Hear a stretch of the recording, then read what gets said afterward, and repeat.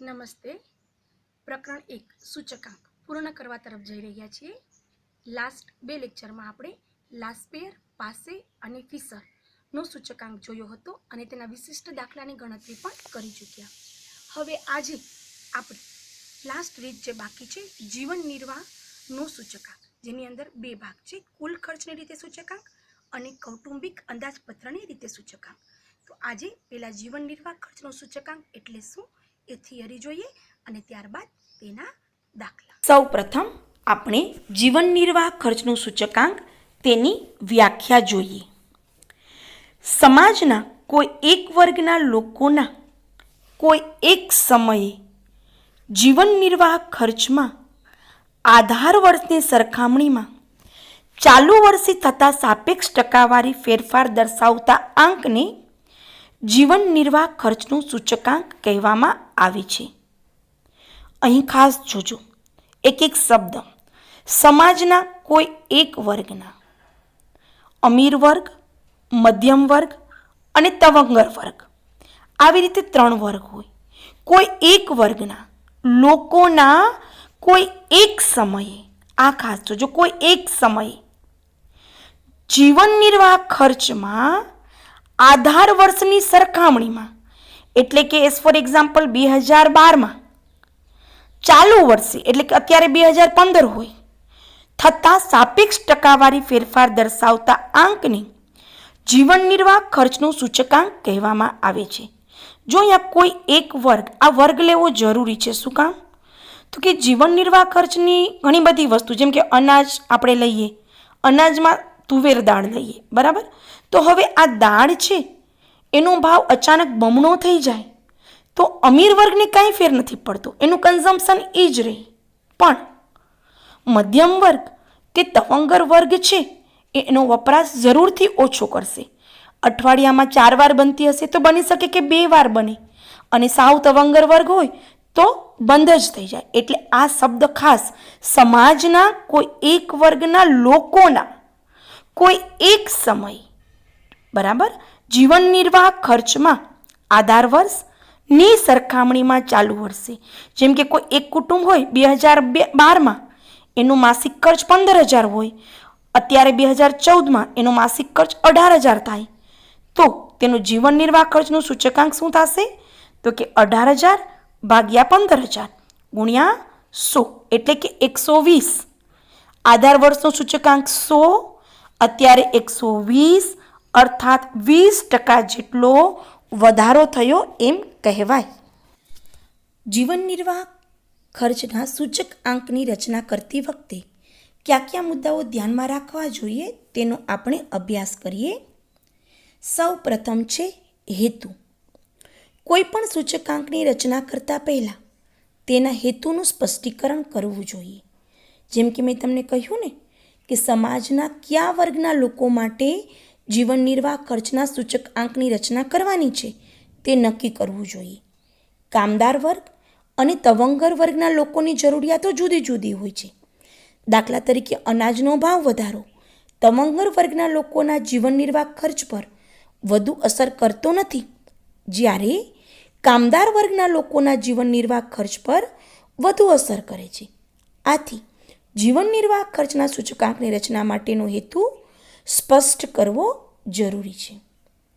બીજો મુદ્દો છે કૌટુંબિક અંદાજપત્ર તપાસ. હવે જે વર્ગના લોકો માટે જીવન નિર્વાહ ખર્ચનો સૂચકાંક તૈયાર કરવાનો હોય તે વર્ગના કુટુંબોમાંથી યાદચ્છિક રીતે અમુક કુટુંબોનું નિદર્શ મેળવવામાં આવે છે. નિદર્શમાં પસંદ થયેલા કુટુંબોના બજેટનો અભ્યાસ કરવામાં આવે છે.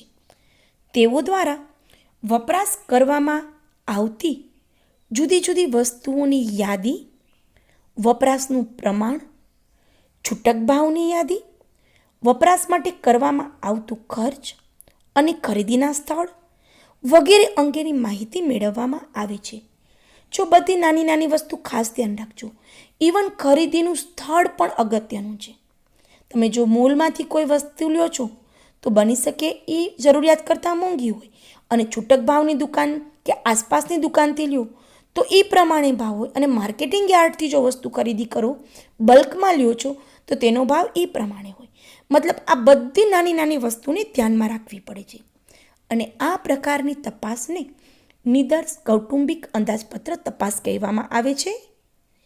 આ તપાસની માહિતી પરથી નિદર્શમાં સમાયેલ કુટુંબની મળતી માહિતીને સામાન્ય રીતે 5 વિભાગમાં ગોઠવવામાં આવે છે. તમે દાખલા ગણશો ત્યારે મોટે ભાગે જીવન નિર્વાહ ખર્ચનો સૂચકાંક શોધતી વખતે આ 5 વસ્તુઓ હશે, જેમ કે ખોરાક, કપડાં, મકાન ભાડું, બળતણ અને વીજળી, અને લાસ્ટ પરચુરણ ખર્ચ કે અન્ય ખર્ચ. આમ નિદર્શ કૌટુંબિક અંદાજપત્ર તપાસ દ્વારા જીવન નિર્વાહ ખર્ચમાં અલગ અલગ વસ્તુઓ કેટલી મહત્વની છે તે જાણી શકાય છે. તેથી સૂચકાંકની રચનામાં પસંદ થયેલી દરેક વસ્તુને સમૂહમાં મહત્વ ખાસ જોજો, અને દરેક સમૂહનું કુલ ખર્ચમાં કેટલું મહત્વ છે તે નક્કી કરી શકાય છે. ખાસ 2 વસ્તુ જોજો, મહત્વ જેના પરથી આપણે ભાર નક્કી કરશું, અને કુલ ખર્ચ જે છે એમાં એ વસ્તુનું મહત્વ કેટલું છે તે પણ નક્કી કરી શકાય. જેમ કે ગુજરાત રાજ્યની આપણે વાત કરીએ અહીંયા, બરાબર, તો ઘઉંનું મહત્વ વધારે, પણ તમે બિહાર રાજ્યની ત્યાંની વાત કરો તો ચોખાનું મહત્વ વધારે. તો એ પ્રમાણે એનો રેશિયો એટલે કે ભાર નક્કી કરવામાં આવે. હવે ત્રીજો મુદ્દો જોઈએ, વસ્તુઓની ભાવ પ્રાપ્તિ. જે વર્ગના લોકો માટે જીવન નિર્વાહ ખર્ચનો સૂચકાંક મેળવવાનો હોય તે વર્ગના લોકો જે વિસ્તારમાં રહેતા હોય તે વિસ્તારમાંથી વસ્તુના છૂટક ભાવ, અંડરલાઈન કરજો, છૂટક ભાવ મેળવવામાં આવે છે. સેક્શન એમાં આ વસ્તુ તમને પૂછાય છે કે વસ્તુના કયા ભાવ ધ્યાનમાં લેવામાં આવે છે. તો અહીં વસ્તુના છૂટક ભાવ ધ્યાનમાં લેવામાં આવે છે. આવા ભાવ શક્ય હોય ત્યાં સુધી સરકાર માન્ય દુકાનોએથી જ મેળવવા જોઈએ. જ્યારે અલગ અલગ દુકાનેથી જુદા જુદા સમયે જુદા જુદા ભાવ મળતા હોય ત્યારે તેની ભાવોની સરેરાશ ધ્યાનમાં લેવી જોઈએ. નેક્સ્ટ, આધાર વર્ષ. આધાર વર્ષ તરીકે સામાન્ય વર્ષ પસંદ કરવામાં આવે છે. સામાન્ય વર્ષ એટલે કેવું તમને ખ્યાલ છે, બરાબર. રાજકીય ઉથલપાથલ કે કુદરતી આફતોથી મુક્ત હોવું જોઈએ. સામાન્ય વર્ષના છૂટક ભાવને આધાર વર્ષના ભાવ તરીકે લઈ પ્રત્યેક વસ્તુ માટે ભાવ સાપેક્ષ નીચે મુજબ મેળવવામાં આવે છે. આપણે કરીએ છીએ પહેલું સૂત્ર, ચાલુ વર્ષનો ભાવ P1 છેદમાં આધાર વર્ષનો ભાવ P0 ગુણ્યા 100. ત્યાર પછી નેક્સ્ટ મુદ્દો, સરેરાશ. જુદી જુદી વસ્તુઓના ભાવ સાપેક્ષ પરથી એક સામાન્ય ભાવ સાપેક્ષ મેળવવાનું જરૂરી છે. આ માટે યોગ્ય સરેરાશનો ઉપયોગ કરવો પડે છે. ખાસ અહીંયા ધ્યાન રાખજો, સૈદ્ધાંતિક રીતે ગુણોત્તર મધ્યક સૂચકાંક રચના માટે શ્રેષ્ઠ સરેરાશ છે. આપણે ફિશરનું સૂચકાંક કર્યું IL into IP in the root, okay. પરંતુ તેની ગણતરી અઘરી હોય વ્યવહારમાં, જોજો, સૈદ્ધાંતિક રીતે પૂછાય તો ગુણોત્તર મધ્યક, પણ વ્યવહારિક દ્રષ્ટિએ પૂછાય તો સૂચકાંકની રચના માટે ભારિત સરેરાશ પ્રચલિત છે. તમને કાંઈ પણ સૈદ્ધાંતિક કે વ્યવહારુ શબ્દ ન હોય અને તમને પ્રચલિત સરેરાશ કઈ જો એવું પૂછાય તો ભારિત સરેરાશ, okay. Next point, 6th point, ભાર. અગત્યનો મુદ્દો છે જેમાંથી સેક્શન A અને સેક્શન B બંનેમાં ટૂંકા પ્રશ્નો પૂછાઈ શકે. જીવન નિર્વાહ ખર્ચના સૂચકાંકની રચના માટે પસંદ થયેલી જુદી જુદી વસ્તુઓનું મહત્વ એકસરખું હોતું નથી. તેથી વસ્તુઓના મહત્વના પ્રમાણમાં જે આંક નક્કી કરવામાં આવે તેને ભાર કહેવામાં આવે છે. તમને ભારની વ્યાખ્યા પૂછાય તો વસ્તુઓના મહત્વના પ્રમાણમાં જે આંક નક્કી કરવામાં આવે તેને ભાર કહેવામાં આવે છે. આવા ભાર 2 પ્રકારના હોય છે, ગર્ભિત ભાર અને સ્પષ્ટ ભાર. પહેલાં આપણે ગર્ભિત ભારની વ્યાખ્યા જોઈએ. ભાર આપવાની આ પરોક્ષ રીત છે. આ પદ્ધતિ મુજબ સૂચકાંકની રચનામાં કોઈ વસ્તુની જેટલી જાત પસંદ કરવામાં આવે તેટલો તેનો ભાર ગણાય. આ પ્રકારના ભારને સંખ્યામાં દર્શાવી શકાતો ન હોવાથી આ પદ્ધતિને ગર્ભિત ભારની પદ્ધતિ કહે છે. અને બીજું સ્પષ્ટ ભાર. ભાર આપવાની આ પ્રત્યક્ષ રીત છે. વસ્તુના મહત્વના પ્રમાણમાં તેનો ભાર સ્પષ્ટ રીતે સંખ્યામાં દર્શાવવામાં આવે છે. આ રીતમાં વસ્તુનો ભાર વસ્તુના વપરાશ, વેચાણ, ઉત્પાદન કે વસ્તુ પાછળ થતા ખર્ચના પ્રમાણમાં નક્કી કરવામાં આવે છે. આમ વસ્તુઓને તેના મહત્વના પ્રમાણમાં જે ભાર આપવામાં આવે તેને સ્પષ્ટ ભાર કહેવામાં આવે છે. સ્પષ્ટ ભાર આપવાની બે પ્રચલિત રીતો છે, જે આપણા દાખલાની પણ રીત છે. બે રીત જીવન નિર્વાહ ખર્ચની રીતમાં પૂછાય છે: કુલ ખર્ચની રીત અને કૌટુંબિક અંદાજપત્રની રીત. લાસ્ટ પેપરની જો હું વાત કરું તો તેમાં આ રીત પૂછાયેલ. હવે આપણે પહેલી રીત જોઈએ, કુલ ખર્ચની રીત. દીકરા, અહીંયા એક વસ્તુ મગજમાં ગોખી નાખો કે કુલ ખર્ચની રીત ઇઝ ઇક્વલ ટુ લાસ્પેયરની રીત. As it is sigma P1Q0 છેદમાં સિગ્મા P0Q0 ગુણ્યા 100. આનાથી આગળ કાંઈ જ નથી. બરાબર? તમારે વ્યાખ્યા જોવી હોય તો આ રીતે જોઈ શકો. વસ્તુના વપરાયેલ જથ્થાનો ઉપયોગ કરીને આધાર વર્ષ અને ચાલુ વર્ષમાં પ્રત્યેક વસ્તુ માટેનો ખર્ચ મેળવી બંને વર્ષમાં બધી વસ્તુઓનો કુલ ખર્ચ શોધવામાં આવે છે. ચાલુ વર્ષના કુલ ખર્ચ અને આધાર વર્ષના કુલ ખર્ચના ટકાવારી ગુણોત્તરને કુલ ખર્ચની રીતથી મળતો સૂચકાંક કહેવાય છે. સૂત્ર તો as it is sigma P1Q0 છેદમાં સિગ્મા P0Q0 ગુણ્યા 100. બીજી રીત જોઈએ, કૌટુંબિક અંદાજપત્રની રીત. એની અંદર પણ સૌ પ્રથમ દરેક વસ્તુનો ભાવ સાપેક્ષ મેળવવામાં આવે છે. અહીં I ઇઝ ઇક્વલ ટુ જેમાં આપણે કરીએ છીએ એમ જ ચાલુ વર્ષનો ભાવ P1 છેદમાં આધાર વર્ષનો ભાવ P0 ગુણ્યા 100.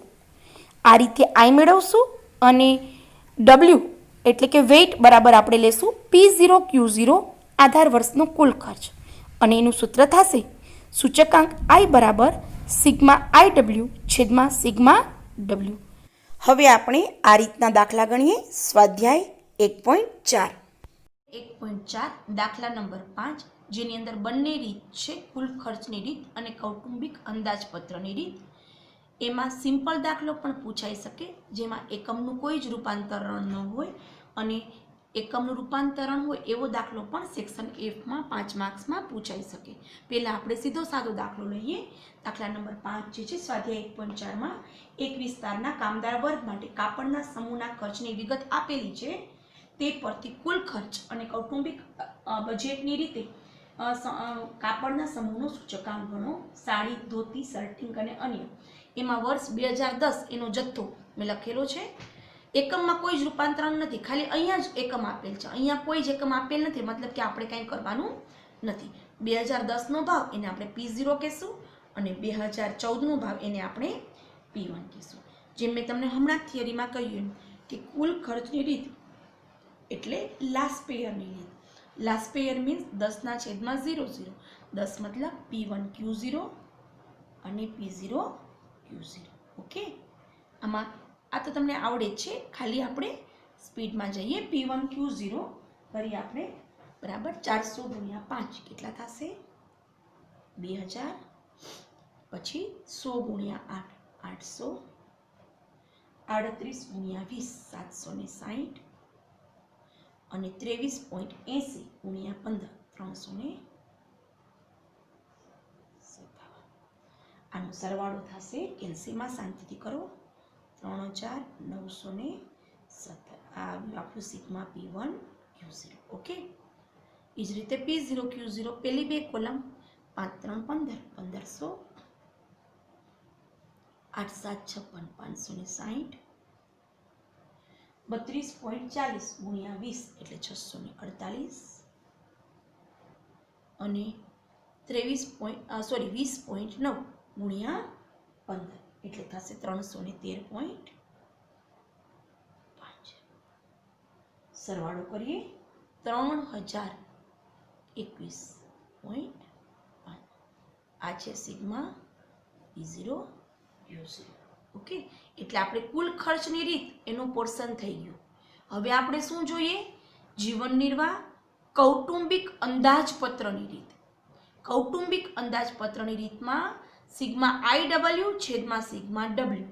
સિગ્મા ડબલ્યુ એટલે શું? આપણે આગળ હમણાં જ થિયરીમાં જોઈ ગયા. P0 Q0 એટલે આપણો એક પોર્શન થઈ ગયો છે ડબલ્યુ. ઓકે, હવે આપણે આઈ જોઈએ અને પછી આઈ અને ડબલ્યુ નો ગુણાકાર. હવે આઈ નું સૂત્ર સૌથી પહેલું સૂત્ર આપણે જ જોઈ ગયા, ચાલુ વર્ષનો ભાવ છેદમાં આધાર વર્ષનો ભાવ ગુણ્યા 100. એટલે અહીંયા આપણે અહીંથી લેતા જઈએ તો 400 ભાગ્યા 300 ગુણ્યા 100. ઓકે, 100 ભાગ્યા 70 ગુણ્યા 100. 38 ભાગ્યા 32.4 ગુણ્યા 100 અને 23.8 ભાગ્યા 20.9 ગુણ્યા 100. પહેલાં લખી નાખો અને પછી હવે શાંતિથી કેલ્સી ઉપાડો.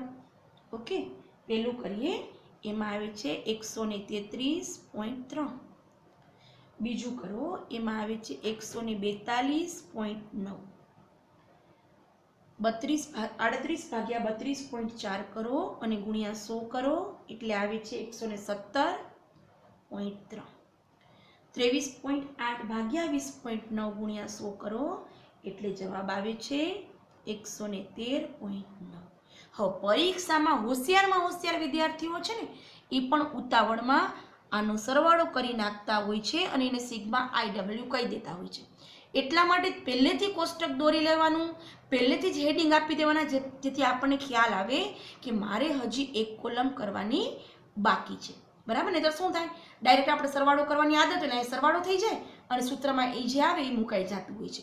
બરાબર, એટલે હેડિંગ પહેલેથી આપી દેવાના, એટલે મને ખબર પડે કે મારી હજી એક કોલમ કરવાની બાકી છે અને ભૂલથી આ કોલમનો સરવાળો કરવાનો નથી, કારણ કે આપણે એની ક્યાંય જરૂર જ નથી. હવે આઈ ડબલ્યુ 133.3 ગુણ્યા 1500.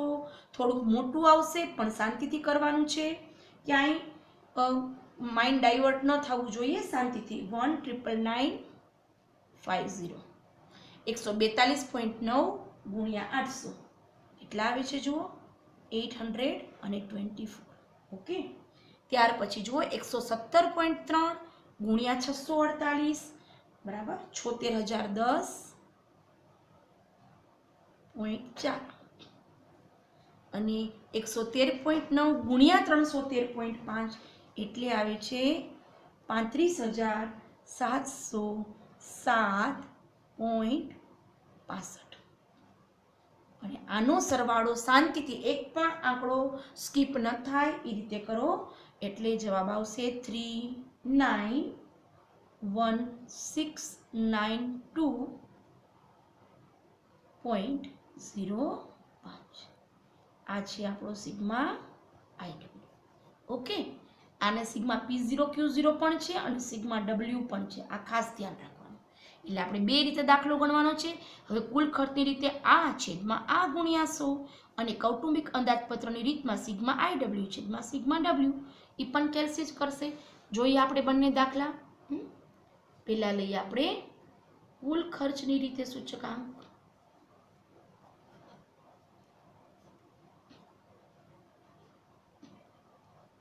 બરાબર, સિગ્મા P1 Q0 છેદમાં સિગ્મા P0 Q0 ગુણ્યા 100. P1 Q0 3917 છેદમાં 3021.5 ગુણ્યા 100 બરાબર, એટલે કેટલા આવે છે? 1 પોઈન્ટ. આખું કરી જ લઈએ આપણે, સીધું કરી લો એટલે જવાબ આવશે 129.64. આ આપણો જવાબ. ઓકે, હવે આ આપણો આવ્યો કુલ ખર્ચની રીતે સૂચકાંક. હવે આપણે કરીએ પછીનો પોર્શન, કૌટુંબિક અંદાજપત્રની રીતે સૂચકાંક. કૌટુંબિક અંદાજપત્રની રીતે સૂચકાંક. પત્રની રીતે સૂચકાંક.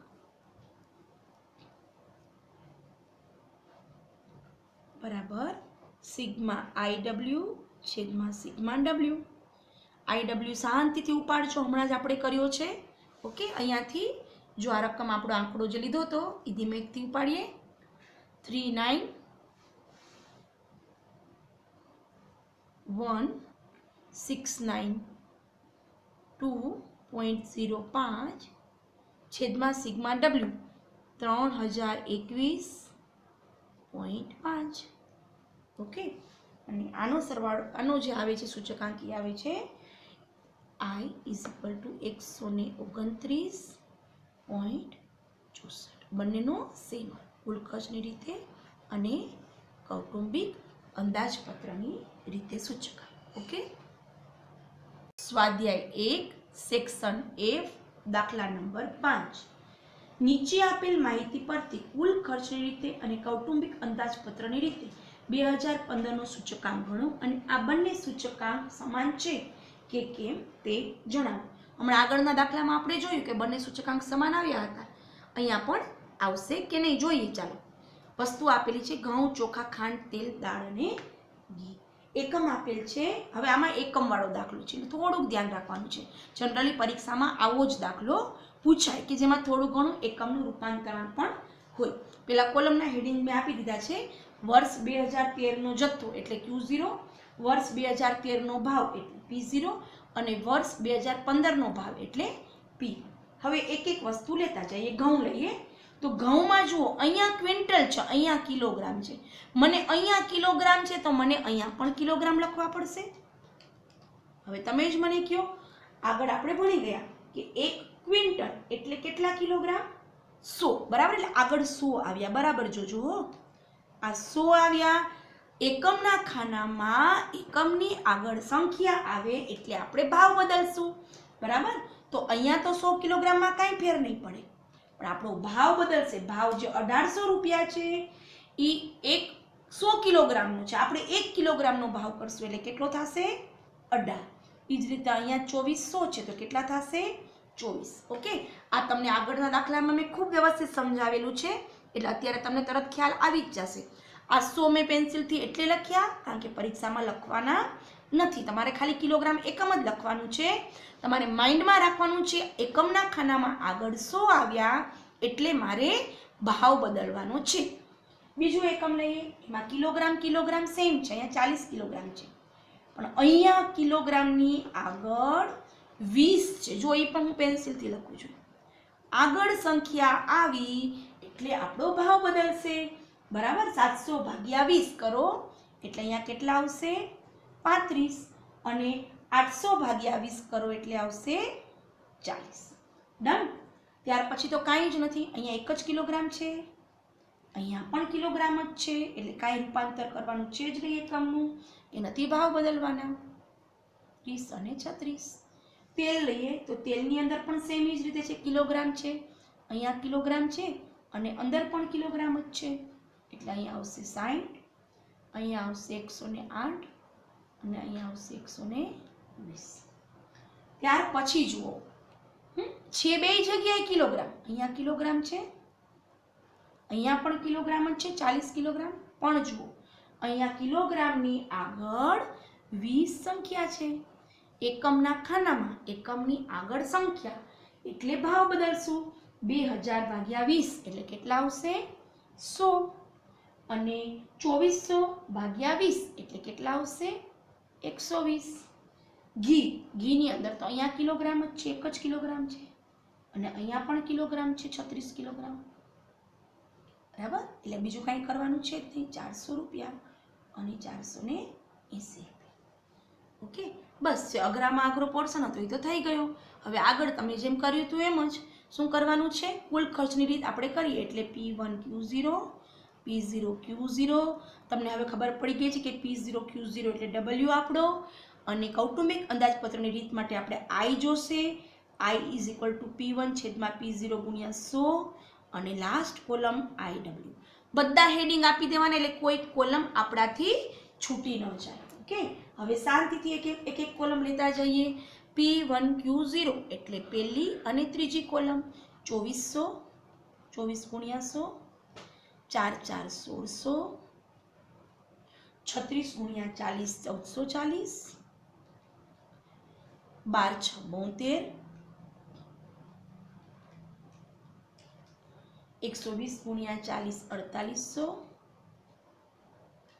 અને છેલ્લે મોટો આંકડો આવશે જો કારણ કે 480 સૌથી મોટા છે 480 ગુણ્યા 36 17280 જો તમારો મગજ હાલવો જોઈએ દીકરા બધામાં સૌથી મોંઘી વસ્તુ ઘી છે જીવન નિર્વાહનો સૂચકાંક શોધીએ છીએ ડિસિઝન મંથલી એક્સપેન્સ નો લેવાનો હોય બરાબર આપણે જે ગુજરાત ચલાવીએ છીએ ખર્ચ નો લેવાનો હોય ત્યારે બજેટ જ્યારે નક્કી કરીએ ત્યારે જો સૌથી વધુ ભાવ બરાબર કેનો છે તો કે ઘીનો છે અને એનો જે એક્સપેન્સ છે એ પણ જો કેટલો થાય છે 17280 બરાબર હવે P0 Q0 આધાર વર્ષ લઈએ તો 18 ગુણ્યા 100 1800 જો કુલ ખર્ચ જોતા જાજો કે ઘઉંનો ભાવ જ્યારે 2013માં 1800 ખર્ચ હતો એ 2015માં 2400 થયો ઓકે ત્યાર પછી 35 ગુણ્યા 40 P0 Q0 1400 4 તેરી 1200 બરાબર 108 ગુણ્યા 60 6480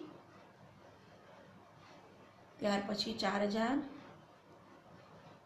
અને છેલ્લે 400 ગુણ્યા 36 એટલે આવશે 14400 અને બંનેનો સરવાળો કરીએ અહીંયા સરવાળો આવે છે 34720 બરાબર અને અહીંયા આવે છે 29280 આપણે કુલ ખર્ચની રીત થઈ ગઈ જીવન નિર્વાહ કૌટુંબિક અંદાજપત્રની રીત માટે ડબલ્યુ પણ થઈ ગયું હવે આપણું પહેલું સૂત્ર ચાલુ વર્ષનો ભાવ છેદમાં આધાર વર્ષનો ભાવ ગુણ્યા 100 પેલા કેલ્સી ઉપાડતા પહેલા ફટાફટ લખી લઈએ એટલે ભૂલ થવાના ચાન્સીસ ઘટે 24 ગુણ્યા 18 બરાબર 40 ભાગ્યા 35 36 ગુણ્યા 30 120 ભાગ્યા 108 120 ભાગ્યા 100 અને 480 ભાગ્યા 400 હવે કેલ્સી લઈએ અને શાંતિથી કરીએ 24 ભાગ્યા 18 ગુણ્યા 100 એટલે 133.33 અહીંયા આવશે 114.29 ત્યાર પછી આવશે 120 ત્યાર પછી આવે છે 111.11 ત્યાર પછી ફરીથી 100 ઉડી જાય એટલે 120 ત્યાર પછી અમે જાશે એટલે 12 4 48 120 ભૂલ થઈ આ સરવાળો ન થઈ જાય આપણી હજી એક કોલમ બાકી છે IW 1800 ગુણ્યા 133.33 શાંતિથી મોટા આંકડા આવશે બરાબર 2,39,994 ત્યાર પછી આવે છે 114.29 ગુણ્યા 1400 એટલે 1,60,006 ત્યાર પછી 120 ગુણ્યા 1200 12 નો વર્ગ 144 અને 3 મીંડા 111.11 ગુણ્યા 7200 શાંતિથી લખશું 71,992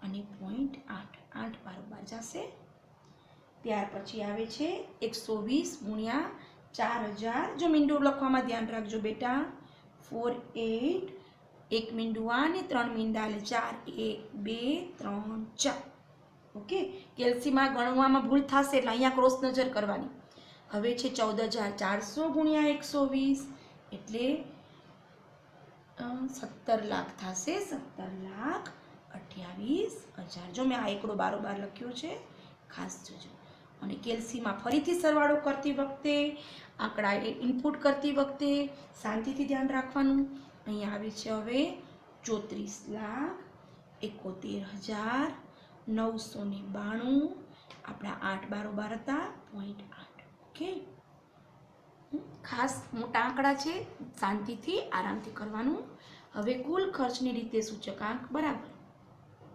કુલ ખર્ચની રીતે સૂચકાંક બરાબર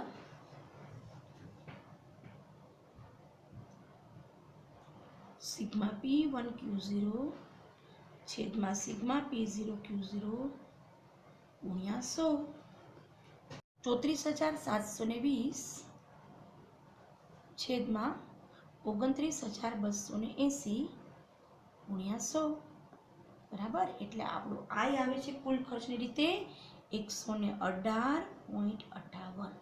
આ કોનો આવ્યો? કુલ ખર્ચની રીતે. ઓકે. અને હવે કૌટુંબિક અંદાજપત્રની રીતે સૂચકાંક.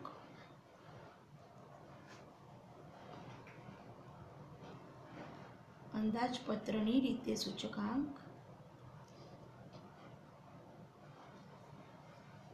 બરાબર સિગ્મા IW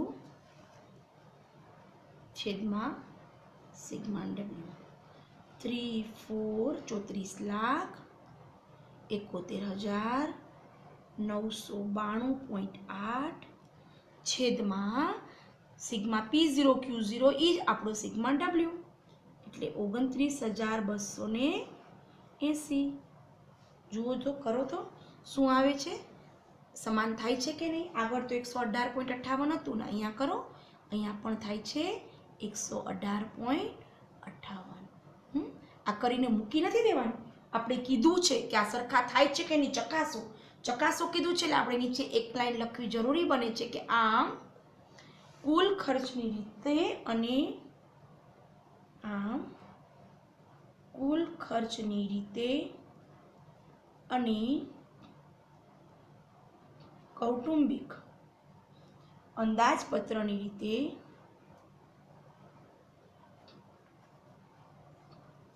સૂચકાંક સરખા છે. ઓકે. હવે આજનું હોમવર્ક સ્વાધ્યાય 1.4 દાખલા નંબર 1 થી 4 જે મેં પાંચમો દાખલો ગણાવ્યો ને એનાથી સાવ ઈઝી છે, એકમ વગરના છે અને એક રીત જ પૂછેલી છે. અને સ્વાધ્યાય 1 દાખલા નંબર 6 ગણવાનો છે અને ઉદાહરણ 17, 18, 19 સિમ્પલ એક્ઝામ્પલ છે, ખાલી જોઈ જવાના છે. ઓકે. બાકી ગણવાનું તો દાખલા નંબર 1 થી 4 અને સ્વાધ્યાય 1 સેક્શન F દાખલા નંબર 6. Thank you.